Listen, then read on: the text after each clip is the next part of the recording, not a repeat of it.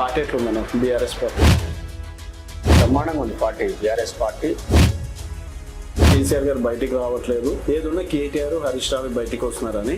So KTR వస్తేనే జనాలు నమ్ముతున్నారా, లేకపోతే నాయకత్వం కేసీఆర్ గారు డైరెక్షన్ మేరకు పనిచేస్తుంది. కేసీఆర్ గారు రావాల్సిన సందర్భంలో వస్తాడు. కేసీఆర్ గారు ఏ సందర్భంలో రావాలి, ఎప్పుడు రావాలి. ఓడిపోయి 2.5 సంవత్సరాలు అవుతున్నా బీఆర్ఎస్ పార్టీ ఇంకా గుణపాఠం నేర్చుకోలేదు అనుకోవచ్చు. కార్యకర్తల్ని చిన్న చూపు చూడడం కావచ్చు, ఇట్లాంటివన్నీ జనాల లోపల. పార్టీ కార్యకర్తను గౌరవించుకోవడంలో మా పార్టీకి తప్ప మిగతా ఏ పార్టీలో కూడా, ఈ దేశంలో ఏ పార్టీ కూడా ఉండదు. మీ బర్త్డేలు కావచ్చు, కేటీఆర్ కేసీఆర్ గారి బర్త్డేలు కావచ్చు, ఏదైనా పార్టీ పిలుపునిస్తే ఉప్పల్లో స్టార్ట్ అయ్యే మీ బ్యానర్లు ఆలేరు వరకు వెళ్తాయి అన్న. ఏంది అంటే ఎందుకు అంత అభిమానమా, లేకపోతే కేసీఆర్ అయినా కేటీఆర్ అయినా బర్త్డే సందర్భంగా మా వే కాబట్టి ఉప్పల్ నుంచి ఆలేరు వరకు మా తరఫున కూడా విజయ్ తెలియాలని చెప్పేసి బ్యానర్లు పెట్టాం. అంతే తప్ప దానికి పైసలు ఎక్కువే కాదు.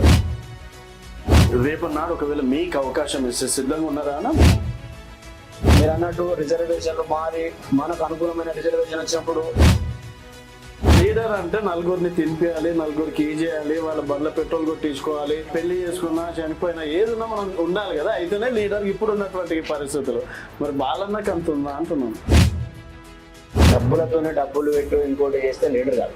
మాట సాయమే కావచ్చు, ఇంకో సాయమే కావచ్చు, సాయం చేయగలిగితే లీడర్కు గుర్తింపు ఉంటుంది. టీఆర్ఎస్ కమిటీలో రాష్ట్ర అధ్యక్షుడిగా చూడొచ్చు మిమ్మల్ని ఈసారి? 100% నేనైతే చాలా రోజుల నుంచి అడుగుతున్నా. కేటీఆర్ గారు అవకాశం ఇస్తే నేను 100% పని చేస్తాను.